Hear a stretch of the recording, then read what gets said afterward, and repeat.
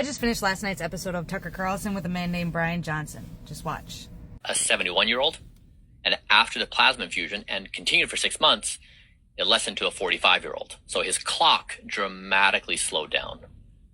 Interesting. Did he feel better? He did, and his colleagues were saying, "What's up? This is you're hot. You're on fire. What's happening?" And it was plasma from his son. It's the only therapy that he did. Does it need to be a blood relative? No, it just blood typed. Okay, so now we're getting into the theories about taking the blood of children. I mean, so this is very common. We do organ transplants. We all donate blood. Like, we've had that experience in our life. So it's just in a slightly different frame, but it's very much a part of. Well, it's a recognizable frame. And by the way, I'm not endorsing any of this. Yeah. But there is a frame, to use your word, on the internet of like super rich tech billionaires living forever on the blood of children. Yeah. Not a super appealing frame, I would say. Yeah. This is that.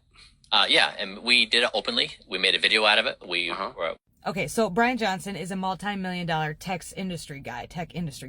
He's on a mission, and he's using his body for science in order to try and live forever, essentially right down to his food. He aged all of his body parts. It's a very interesting conversation. And what he's talking about there is he's talking about blood transfusion therapy or plasma therapy. And what he had done was he took the blood from his son and injected it into himself, and then he took his blood and injected it into his dad, which caused his 71-year-old dad to feel 45 again. Now hear me out. Listen, there's a lot coming out right now. There is a lot going on right now that 5 years ago was considered nothing but a conspiracy theory. 5 years ago was not mainstream. It would get you kicked off the internet. Harvey Weinstein, Quiet on the Set, Puff Daddy. Conversations like this are going to start being had so that they can normalize the next set of docs that has to go to court. Not normalize, but maybe lessen the blow. Because the truth is, ladies and gentlemen, there are monsters that walk among us. Monsters that we have put up on pedestals, that we have looked up to, that we have idolized. Monsters who've made movies and music that we took solace in. Monsters that ran our country. What's happening right now with all the Hollywood scandals is grotesque. It's heartbreaking to hear these stories of these kids. There is such a much darker side